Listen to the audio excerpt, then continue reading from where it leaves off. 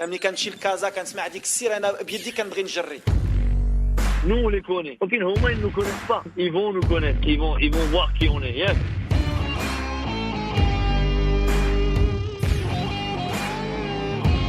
Vous écoutez Radio Ma'arif, le podcast marocain. قدموا واحد المقابله رغم المقابلات كثرت المقابلات الحمد لله قدمنا واحد المقابله. Le podcast foot.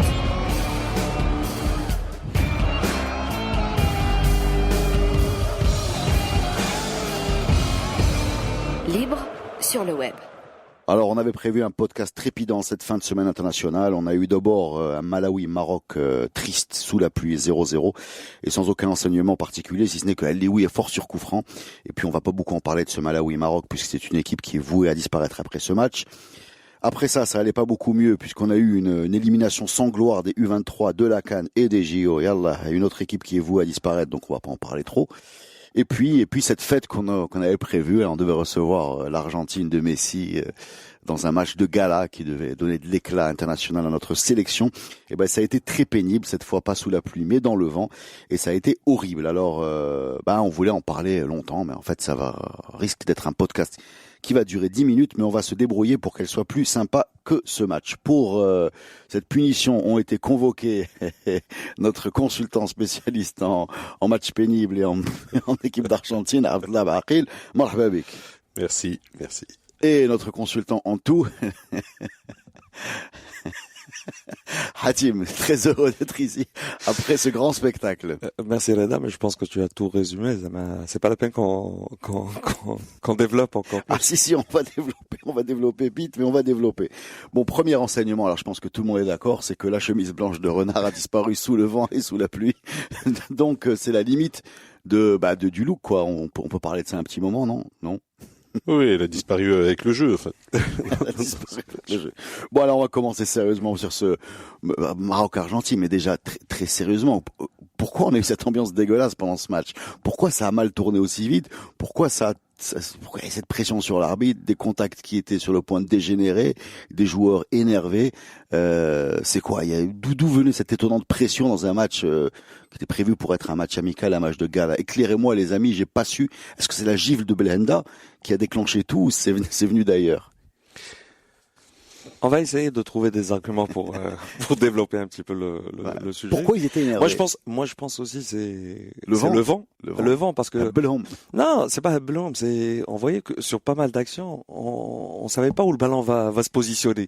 Et là on avait des actions où il y avait des joueurs, que ce soit les Argentins ou les Marocains, où il y avait une agressivité, c'est incompréhensible. Même un match de Copa América ou là les matchs d'Ial, que ce soit la CAN, on n'a jamais vu ça.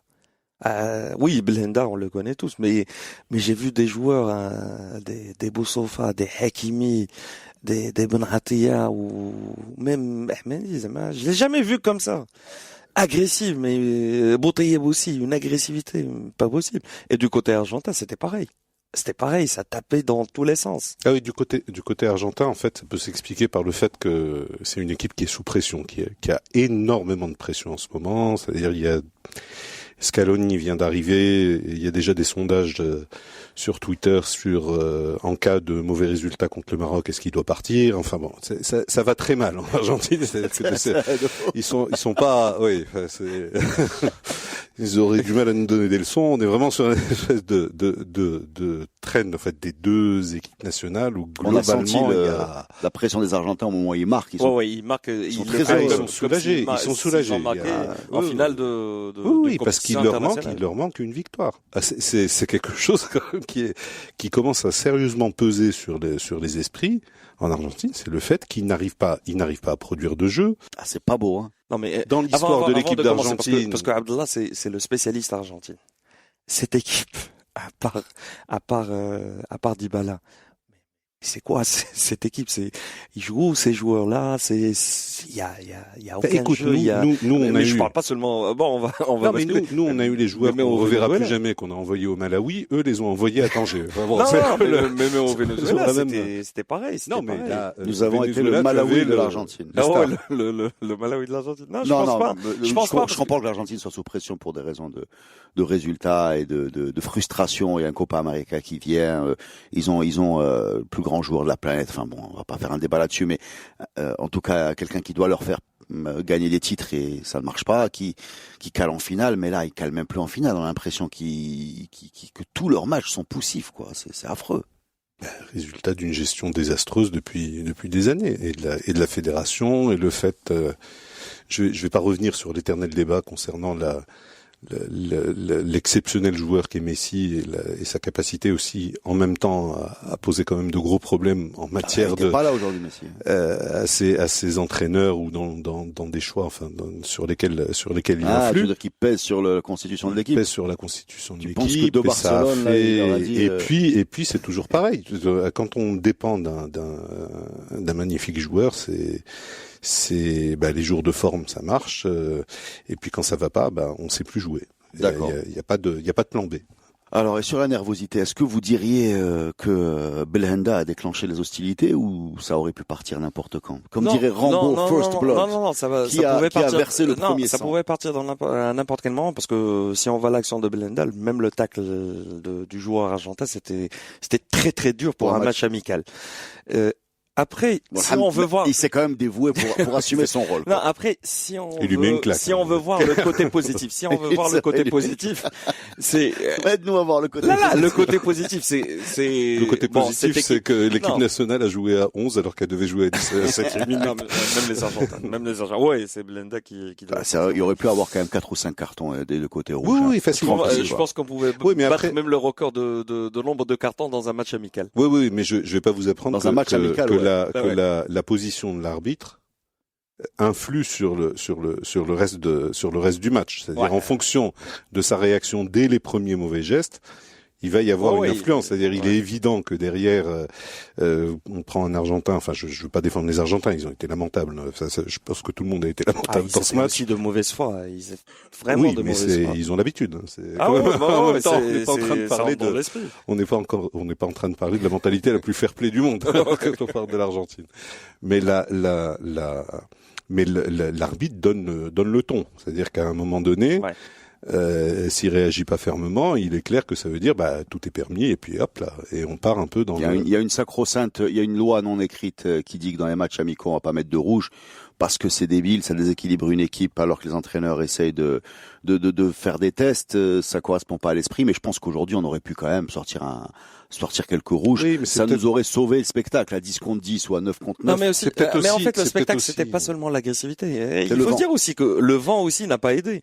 Parce qu'à un certain moment, on pouvait pas développer des actions, mais toi qui es un grand spécialiste de la construction, non, ne me parle pas du stade de Tanger. Est-ce que tu peux nous expliquer si, je peux pas l'expliquer. Dans la ville du Bourrez, où les vents sont violents. Il faut dire qu'il un y stade avait comme ça ouvert en hauteur, non, ça n'a rien à voir. Le stade, il y a des problèmes au niveau du stade, mais en plus de ça, il y avait 100 km/h à Tanger. En fait, tous les transits de Tarifa à Tanger étaient annulés. Donc, il y avait vraiment du vent. Donc c'est pas seulement le stade. C'était l'information transport maritime. Non, mais il y a un point pour moi positif, c'est que en fait, je l'ai dit, c'est un petit peu une simulation d'un match dans laquelle on joue contre l'Égypte. En fait, on avait toujours cette équipe marocaine qui voulait faire le jeu, qui manquait d'agressivité. Là, on a vu que quand il y avait de l'agressivité de l'autre côté, on était plus agressif. Peut-être c'est un point positif. C'est un peu dommage quand même pour un jubilé. Ils auraient pu retenir les coups. Le jubilé de qui? C'était pas le jubilé d'Ahmadi Ben Atiyah. Quel mauvais esprit.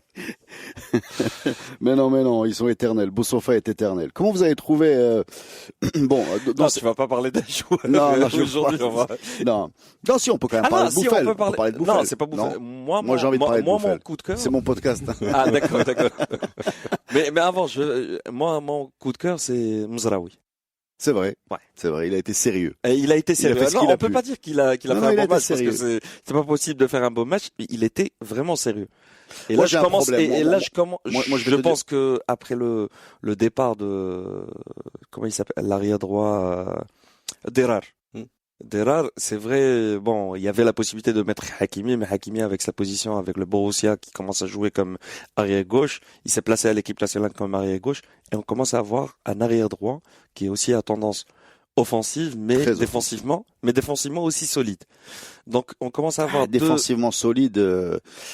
Contre l'Ajax, il a quand même bien pris l'eau. Non, contre l'Ajax, oui, contre le Real, mais aujourd'hui, contre le Real, pardon. Exactement, avoir avec Mzraoui, Vinicius à l'aller et avec, avoir Mzraoui à droite, avoir Hakimi à gauche, je pense que c'est une très bonne chose pour l'équipe marocaine. En plus, il a joué aujourd'hui avec trois défenseurs. Il a joué avec trois défenseurs, avec des arrières ou des ailiers qui montent et surtout physiquement, que ce soit Mzraoui ou que ce soit Hakimi, sont des joueurs qui ont beaucoup de potentiel physique et ils peuvent assurer pendant 90 minutes cet aller-retour. Moi, je pense qu'il est là. Il est là le petit enseignement, disons, de ce match-là, c'est qu'on sait comment Renard va partir à la CAN. Bon, il y avait des choses qui étaient un peu dans l'air, mais qui se semblent s'officialiser. Donc, Bouno dans les buts. On tourne la page Mohamedi de la Coupe du Monde. Et il faut lui dire merci parce que c'est quand même quelqu'un qui a fait des gros matchs en équipe nationale.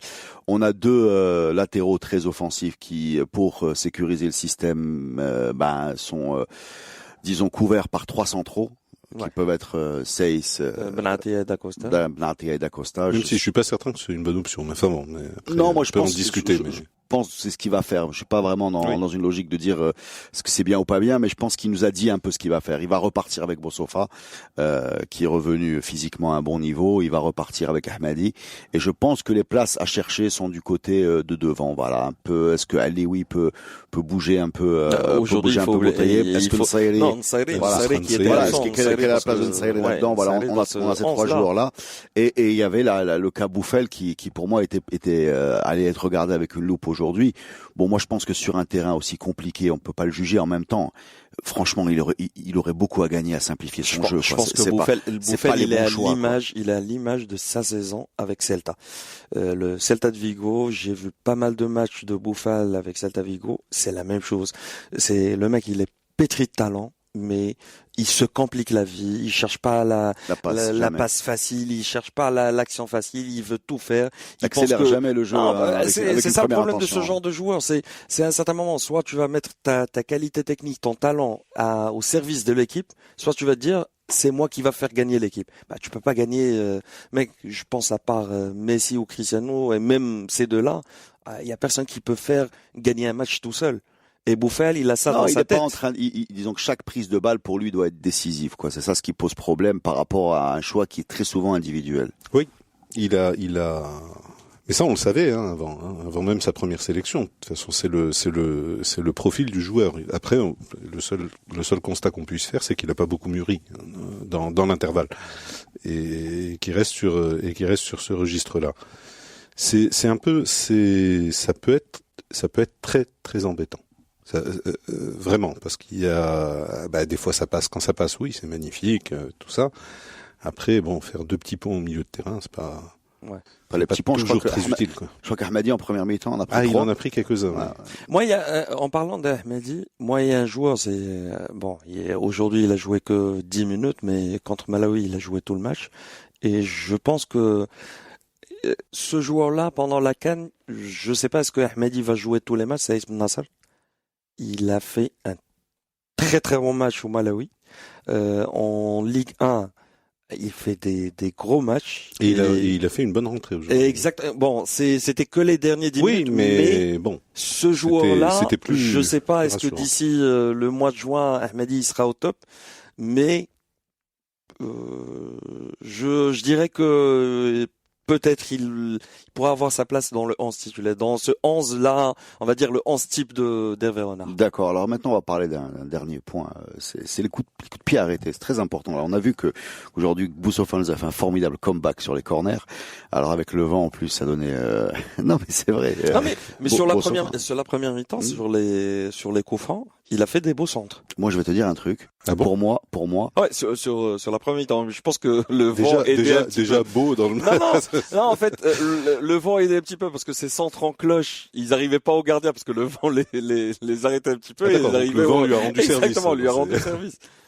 Pour moi, je suis désolé, Fajr, pour moi, est au-dessus de tout ce qu'on a vu en termes de coups de pied arrêtés. Mais est-ce que Fajr peut être titulaire dans cette équipe? C'est ça. En fait, Fajr, dans les coups aujourd'hui, ouais. pour moi, je suis désolé, hein, en Coupe du Monde, on s'est passé de Fajr sur les 2 premiers matchs. Ouais. Le 3e, c'est lui qui met le fameux corner sur la tête de Nsayeli. Quand tu regardes le 2e match, on va pas refaire la Coupe du Monde, mais les fameuses occasions qu'a eu Natia, beaucoup sur coup de pied arrêté, où il était en position d'avant-centre, il montait avec son physique, il arrivait à s'imposer. Moi, rien ne m'enlève de la tête qu'avec un Fajr, on aurait pu être plus décisif, mais ça c'est juste mon opinion. Et j'ai quand même l'impression aujourd'hui, un peu sur ce qui manque, sur les coups de pied arrêtés, il est très très fort. Et on va avoir des matchs fermés en Coupe d'Afrique. Il va pas y avoir beaucoup de jeux. Les Coupes d'Afrique, c'est rarement spectaculaire, c'est rarement du jeu. Et c'est pas une équipe créative. C'est-à-dire que fondamentalement, à partir du moment où il y a clairement ce... c'est vrai qu'il y a Ziyech, mais c'est la seule exception. C'est le seul. Et là encore, on va retomber dans le... C'est pas seulement Ziyech. Dans le souci de dépendre d'un joueur. On a vu comment il s'appelle, c'est Idrissi, le nouveau qui a joué contre le Malawi, qui est rentré les dernières 5 minutes aujourd'hui. Oui. Idrissi aussi, c'est un... Il avait joué côté gauche. C'est un joueur qui a aussi beaucoup de potentiel. Et on va dire qu'on va l'ajouter à Ziyech, ça peut être aussi le joueur qui peut créer un petit peu de différence. Bon, vous avez vu que vous avez trouvé des choses à dire. On va faire une pause là. Vous écoutez Radio Ma'arif. Voilà, vous êtes toujours sur Radio Ma'arif et on va essayer de débriefer un match indébriefable. Ce fameux Maroc-Argentine, s'est soldé par une défaite quand même. Hein. On a oublié de préciser le score. Oui, mais c'est anecdotique. Là. Ouais, c'est Correa qui cavale comme ça en parallèle de la ligne de but et qui nous balance un tir croisé très très attendu quand même. On attendait juste le moment où ça allait se déclencher. On a quand même l'impression que Hakim il laisse passer devant lui alors qu'il est planté sur ses talons et que Bono voit le ballon passer sous son coude. Est-ce que c'est anecdotique ce score, mon ami Hatim? Comment? Est-ce que ce score est anecdotique? Est-ce que pas le 0-0, pas le 1-0? Pour moi, oui, c'est anecdotique. Ouais. Si on avait gagné, ça aurait été pareil. Non. Non, même si on avait gagné, en fait, pour moi, c'était un non-match parce que l'effet du vent, l'effet que le match, comment il est, en fait, on peut pas sortir avec une conclusion parce que même si l'Argentine marque et gagne le match, est-ce que l'Argentine était supérieure? Mais comme il a dit Abdallah au début, l'Argentine avait besoin d'une victoire. Mais on peut pas sortir avec des conclusions de ce match-là. Bon, et le résultat, peut-être c'est le classement FIFA. C'est le classement FIFA qui va... Très bien. Alors moi, je vais vous dire, pour moi, ce match était une sorte de création collective à l'image de notre production d'absurde. C'est quelque chose qui n'avait pas beaucoup de sens, voilà. Un match amical qui devait être un match de gala, mais qui est vidé de sa substance un match de gala juste avant une compétition majeure. C'est-à-dire qu'il faut quand même, on va quand même être obligé de parler du fait que un certain nombre d'équipes qualifiées à la CAN ont joué des matchs amicaux aujourd'hui avec des équipes africaines. Écoute, je suis pas certain que l'idéal est d'arriver sur deux dates internationales, arriver à placer une sorte d'équipe en fait. En gros, on envoie des joueurs au charbon jouer un match officiel qui compte pour du beurre, et dans la foulée, on fait un match de gala. Ouais, et dans la foulée, c'est pas forcément la meilleure préparation. Ouais, on pourra aussi nous dire dans quelques semaines ou quelques mois que nos équipes manquent d'expérience africaine, alors qu'elles ne font jamais de matchs amicaux contre les équipes africaines. Elles veulent pas y aller, ça jamais. Non, mais même sans y aller, même à Makassar, Rabat, Marrakech, Tanger, c'est très très rare qu'on accueille des équipes africaines. Je suis comme vous, hein, je suis partagé entre l'idée qu'effectivement il nous faudrait plus de confrontations comme ça, mais il y a quand même un côté un peu plaisir à l'idée de recevoir l'Argentine. Et ça aurait pu être quelque chose de très beau, et ça a été trivial. Non, alors, voilà. Écoute, à 15 ans d'écart, la dernière fois que le Maroc a joué un match amical contre l'Argentine, c'était en 2010. En 2004. Il y avait un autre match en 2010, non? 2004. 2004, c'est le fameux, 2004, fameuse équipe Riquelme, qui allait faire une Coupe du Monde magnifique Saviola, en 2006 et on sait même pas comment ils ont fait pour ne pas la gagner. Enfin, c'était un peu le. C'est pas Peckerman, non? C'était Peckerman. L'entraîneur était Peckerman. Je crois que son erreur de changement en Coupe du Monde est analysée dans les écoles d'entraîneurs. Oui, effectivement. Comme ça joue sur les détails. C'est le grain de sable qui fait capoter un truc qui allait être magnifique. Nous, on a des cours comme ça sur Zeki aussi, ces changements. Non, mais c'était ce match-là, il y a 15 ans, je m'en souviens bien parce que je l'avais regardé, j'étais à Buenos Aires. Et je l'ai regardé là-bas dans un bar de sport. Enfin, j'étais tout seul avec un maillot de l'équipe nationale au milieu de plein d'Argentins qui portaient le maillot de l'équipe d'Argentine. Et le contraste est terrible. Il est terrible entre deux maillots. Mais il est terrible. Non, mais il est terrible pour les deux, c'est-à-dire pour les deux équipes. Et là, on a survendu aussi ce match, ce fameux match de gala. Mais il faut quand même être conscient que cette équipe d'Argentine, déjà, n'est que l'ombre d'elle-même. Aujourd'hui, c'est-à-dire en 2004. En 2004, le match qui s'est terminé sur le même score, 1-0 pour l'Argentine d'ailleurs.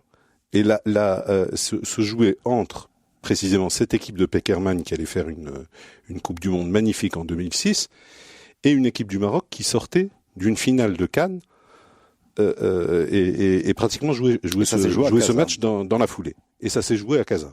Ça fait vraiment un match de gala.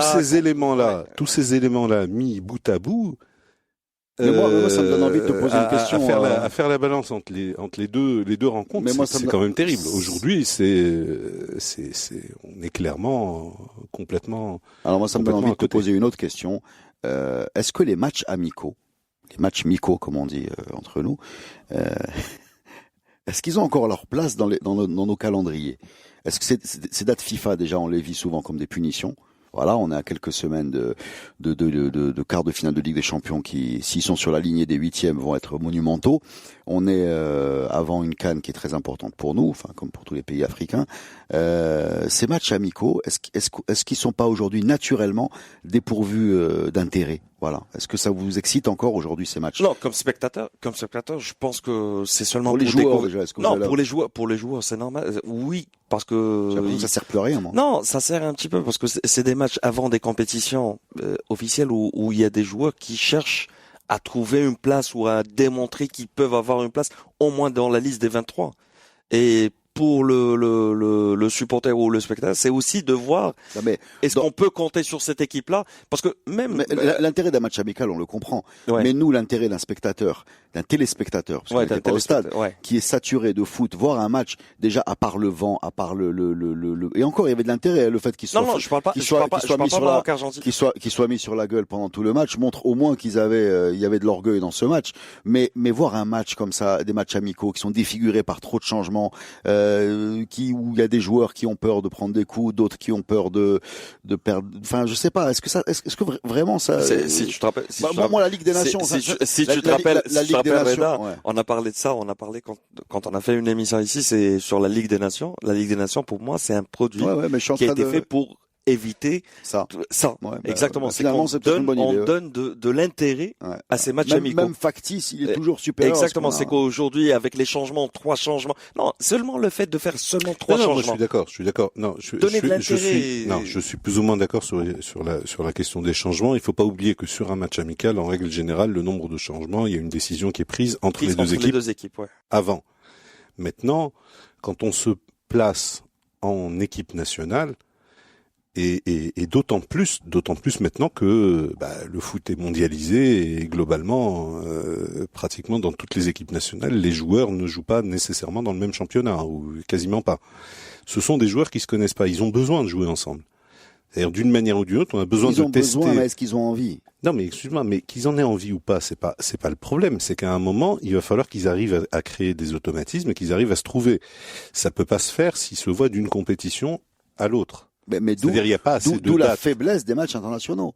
Parce que ça claque les yeux, je suis désolé. Aujourd'hui, ça fait mal aux yeux. Une Coupe du Monde, y compris des matchs officiels, une Coupe du Monde, en termes de niveau technique, ça ne soutient pas la comparaison avec n'importe quelle étape de la Ligue des Champions. Après, il s'agit pas de revenir à ce fameux débat le football des clubs a surpassé le football des nations et tout ça, parce qu'on sait très bien que, en termes d'émotion, effectivement, en termes techniques, en termes de pur spectacle, c'est clair que le foot des clubs est largement au-dessus. Mais en termes d'émotion, c'est le foot des nations. Mais évidemment, c'est-à-dire que ça va garder cet intérêt-là. Une fois que tu es sur un match amical, donc tu enlèves du foot des nations l'émotion qui fait que tu rattrapes le déficit technique. T'as plus d'émotion. Oui, c'est un match amical. Tu n'as plus rien. À partir du moment d'émotion aujourd'hui. Non, aujourd'hui c'était un non-match. Pour moi, Non, mais de toute façon, il faut pas prendre ça comme référence. Le match aujourd'hui, il faut pas le prendre comme référence. Première chose, comme il a dit Abdallah, à part, on va pas reparler encore du vent, du Stade à Tanger, mais jouer contre cette équipe d'Argentine qu'on connaît tous, qui vient dans une situation, disons merdique, c'est pas l'Argentine qu'on connaît, Ils font pitié, exactement. Et faire un match de gala. Demande à tous les spectateurs qui étaient présents à Tanger ou même les téléspectateurs, qui sont les joueurs qu'on connaît de cette équipe d'Argentine. À part Paulo Dybala, on connaît personne. Correa, un buteur. Oui, Correa quand il est rentré après, il est rentré en deuxième mi-temps. Mais les autres, il y a un joueur de l'Inter de Milan. Bon, j'ai entendu qu'il jouait à l'Inter de Milan quand il a été remplacé, mais bon, cette équipe d'Argentine, c'est le fantôme d'une équipe de la vraie équipe d'Argentine qu'on a connue et qui nous a fait rêver et qu'on voulait voir ici à Casa au Rabat jouer contre l'équipe nationale. Mais qui ne fait pas beaucoup mieux. Hein. C'est pas. Moi, encore une fois, enfin, pour revenir à cette histoire de matchs amicaux, de toute manière, il faut des matchs, des tests. Les test-matchs, comme ça se fait en rugby, par exemple. Aujourd'hui, c'est pas des... Mais qui sont un peu plus sérieux. Mais là, il y a une nécessité, parce que c'est pas possible. On peut pas tenir à la fois le discours qui consiste à dire, oui, le foot des nations n'est pas à la hauteur de celui des clubs, et en même temps dire, ouais, mais on va éviter les matchs amicaux, on les fait pas, et on va faire en sorte que les joueurs se rencontrent pratiquement au stage d'avant une grande compétition. 15 jours avant, et ça va constituer une équipe avec des automatismes, avec des combinaisons. La question n'est pas de ne pas les faire. Je répète, tu sais, le foot, c'est ce que les joueurs en font. Tu veux les faire à huis clos? Non, le foot, c'est ce que les joueurs en font. Par quelle espèce de miracle de la psychologie sportive vas-tu convaincre quelqu'un comme Lionel Messi, qui est installé chez lui à Barcelone en train de se demander... est-ce qu'il va gagner la Ligue des Champions ou le Ballon d'Or ou j'en sais rien, qui a une échéance contre le Manchester, c'est ça? C'est United, c'est United en Ligue des Champions, de faire un voyage au Maroc pour venir dans un match où il n'a rien à gagner, ni gloire, ni palmarès, parce qu'aujourd'hui ils sont là-dedans, ni peut-être même plaisir. Oui, voilà. mais là, ces gens-là aujourd'hui. Oui, mais là, voilà. Et si les joueurs, là déjà pour commencer, tu généralises, parce que précisément, il y a un certain nombre d'équipes nationales dans lesquelles c'est très important d'avoir des sélections. Et là, je me situe, sur, par exemple, sur la partie argentine, je peux te garantir que s'il y a un élément fondamentalement qui va manquer à Messi sur toute sa carrière, avec tous les contrats Coca-Cola qu'il peut signer, c'est le fait de n'avoir jamais gagné une grande compétition avec l'équipe d'Argentine. Parce que ça reste sur le CV, c'est important. Les Brésiliens, par exemple, quel que soit le niveau auquel ils jouent, mais ils se tueraient pour jouer avec le maillot. Même si c'est un match amical. Même si c'est un match amical, à la con contre n'importe qui. Mais je peux te garantir, quel que soit le contrat que tu peux offrir à un Brésilien, pour lui, s'il ne porte pas le maillot de la Seleção, il a raté sa vie. Il est pas du tout dans un état d'esprit. D'ailleurs, je pense que le match Brésil-Panama, il y avait Neymar dans les tribunes. Lui, il a fait le voyage pour regarder. C'est-à-dire que il y a une mobilisation qui est très variable, effectivement, entre les pays. Le professionnalisme fait que, il y a un certain, enfin, c'est pas le professionnalisme d'ailleurs, pardon, c'est surtout le marketing et toute cette partie-là, qui n'est pas nécessairement liée au sport. Tu m'as convaincu. Je suis convaincu. C'est pour ça que c'est très variable. Tu m'as convaincu. Bon, d'accord. Après, on n'est pas obligé de les regarder. C'est match amicaux. On n'est pas obligé, on ne les regarde pas en règle générale. Parce que tu m'avais pas dit de venir faire le podcast, je t'avais dit, je n'aurais pas regardé ce match Maroc-Argentine. Bon, une petite question. Pourquoi aujourd'hui on n'a pas fait jouer un joueur de Botola? Il n'est pas rentré. Oui, heureusement. S'il te plaît, laisse-les tranquille. Non, mais pourquoi pas? Oui, ils ont fait seulement c'était seulement petite galérer un petit peu pour partir au Malawi et jouer dans ce terrain. Le WAC, il y avait Baddi le WAC Berkane et Hassania sont engagés en Coupe africaine. Le Raja en Supercoupe. Ouais, il y avait Baddi. Je pense sincèrement que les supporters de ces clubs, donc je citais le WAC, Berkane, Hassania et le Raja, ça fait quand même du monde, sont très contents que leurs joueurs aient échappé à cette espèce de triste soirée où ils n'auraient rien à gagner si ce n'est une humiliante rentrée à la 93e minute, associée d'une risque de blessure pendant la minute que tu passes sur le terrain, agressé par un Argentin que Belhanda aurait énervé en première mi-temps, à la 7e minute. À la 7e minute. Au Kakabtra, pendant tout le match, qui a une compétition africaine ou quoi que ce soit. Est-ce que vous voulez qu'on dise un petit mot pour terminer sur ces glorieux U23 qu'on voyait arriver non seulement à la CAN, même en demi-finale de CAN, qui allait nous propulser vers les Jeux Olympiques, et qui finalement sortent piteusement après 2 matchs contre une République démocratique du Congo, qui pour moi nous aura bouffé à l'aller au retour. Est-ce que vous avez quelque chose à me dire sur ce sujet pénible? Sérieusement, j'ai pas vu le match aller, j'ai vu le match retour. C'était malheureux. C'était malheureux, c'était pénible. Le match aller était pire. Non, le match aller chez nous, là, le match retour chez nous, en fait, Arsène, là, en défense, j'ai l'impression qu'il nous a éliminés. On joue chez nous, on voit, là, c'est pas question seulement de coach, mais même les joueurs. On voyait des joueurs qui voulaient tout tenter quand ils prenaient le ballon. En fait, c'était comme si c'était un match test. Ils voulaient se montrer pour dire on est là pour remplacer les vieux de l'équipe première ou je sais pas, mais c'était, pour moi, c'était comme un entraînement, et chaque joueur, quand il prenait le ballon, il voyait pas ses autres coéquipiers. C'était pas un jeu d'équipe ou un jeu de groupe, non, c'était individuel, et chacun essayait de faire un exploit lui-même. Oui, enfin, c'est le résultat d'une orientation aussi qui a été prise concernant les équipes de jeunes. Depuis un certain temps, il y a quand même un certain nombre de critiques concernant le fait un club et une académie sont privilégiés par rapport à d'autres. Il y a un certain nombre d'éléments qui normalement auraient dû, et c'est ça qui donner un résultat. Non, donner le résultat d'un jeu collectif. C'est-à-dire à partir du moment où il y a ces joueurs-là qui sont censés jouer ensemble quasiment tout le temps, on aurait dû regarder autre chose que 11 joueurs qui jouent chacun pour sa gueule. C'était l'impression que ça donnait. Et effectivement, tu as raison, c'est que chaque joueur a l'impression qu'il allait faire qu'il allait en dribbler 3 et marquer le but décisif. C'était ça, et ça ne ressemblait pas. C'est comme un défilé de joueurs. Ça ressemblait pas du tout à une équipe. Ça ressemblait même pas à une équipe qui avait eu une sorte de, et je comprends tout à fait que l'entraîneur soit viré, mais après derrière, il y a quand même des éléments à revoir concernant toute l'orientation, la politique sportive de formation, de formation. Jeunes, ouais. Mais il est clair que là pour le coup l'entraîneur, oui, il a une responsabilité directe, parce que là ce qu'on voit, c'est pas possible. Il a pas fait. Mais l'entraîneur, moi j'entendais son nom. Oui, anecdotiquement, parce que le mec, ça fait 2 ans ou 3 ans qu'il est là, mais on voit pas son impact. Qu'est-ce qu'il a fait pendant ces 2 ans? Moi j'ai rien compris. J'ai regardé ce match. C'est vrai que les U23 on les regarde pas tout le temps. Ouais, mais on les voit dans les matchs décisifs. Dans ces matchs décisifs, là en l'occurrence ce match décisif, le match retour, je l'ai. Moi j'ai vu le match retour. Le match aller, je l'ai regardé, c'est quand même. C'est triste. Ah non, c'était vraiment triste. C'est même pas le niveau.